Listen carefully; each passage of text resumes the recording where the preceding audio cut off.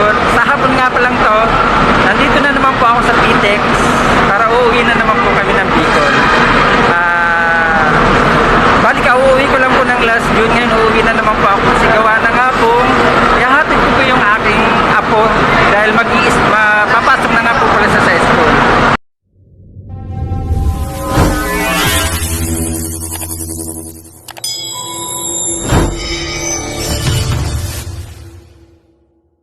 So ngayon mga kapatid, ayan po ang aming sasakyan. Ayan po ang aming sasakyan, Bilyesa. Tapos ayan po ang mga pauwi ng Bicol. Ayan, nakikita nyo po sa likod mga pauwi ng Bicol. Ayan, at marami na rin po nakasakay. So huwag niyo po palang kalimutan mga kapatid na i-subscribe ang aking YouTube channel, Ricky Uragon Vlog. Paki-like, paki-share at pindot na rin po ang notification bell para updated po kayo sa akin mga susunod na gagawing videos. So ngayon mga kapatid, ayan po ang update dito po sa PTEX.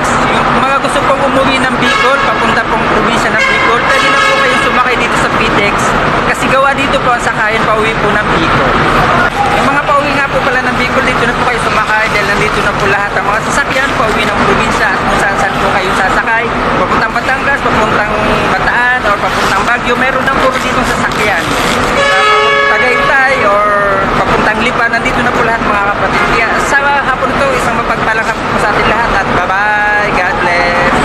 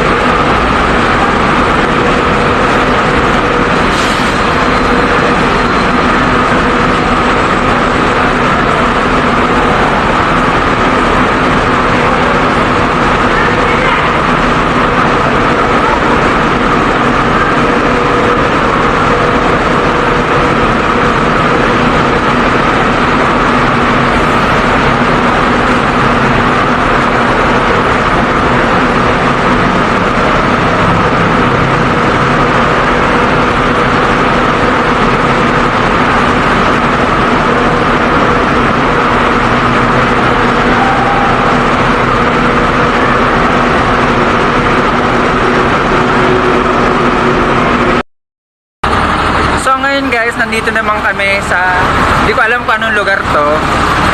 Huminto yung bus kasi gawa ng, yung iba umihirin at saka yung driver ay kumain din at saka yung iba bumibili rin po sila ng rambutan, lansones.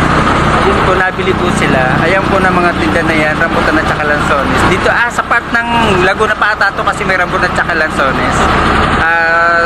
Unang-unang hinto po namin kung saan po kami galing po kami ng PTEX. Unang hinto po namin pauwi ng Bicol. Ayan po. So mamaya naman po guys, at i-update ko po kayo sa aking susunod na video para po sa biyahe namin pauwi ng Bicol, mga kapatid, mga kapwa ko Bicolano Uragon. Kaya bye-bye muna po at isang mapagpalang gabi na sa atin lahat mga kapatid. So ito ngayon guys, pangalawang hinto po namin to dito po sa may Chaong, Quezon na po to. Mula po ng Cavite, mula po sa may PTEX sa Parañaque, unang huminto po kami sa may part ng Laguna at ngayon naman po ay huminto naman po kami dito sa Chaong, Quezon. Ito po ang aming sinakyan na Bilyesa. Diretso po sa aming bayan ng Manito mga kapatid, mga kapwa ko Bicolano. Update ko lang po kayo kung nasaan na po kami ngayon. Pangalawang hinto po namin to ngayon. So ito nga guys, inabot na po kami ng umaga sa biyahe at iilan-ilan na lang po ang pasahero natitira kasi yung iba pong pasahero nagsipagbabaan na sa kanilang mga probinsya, sa kanilang mga lugar. At ang akin na po, ayun po nakikita nyo, nakahiga pa po at may nahikab pa nga po mga kapatid. At ito po mga ilang kilometers na lang po, papasok na po kami sa aming bayan, sa bayan po ng Manito, sa ako po ng Legazpi Albay. Napakaganda po ng panahon, napakaaliwalas.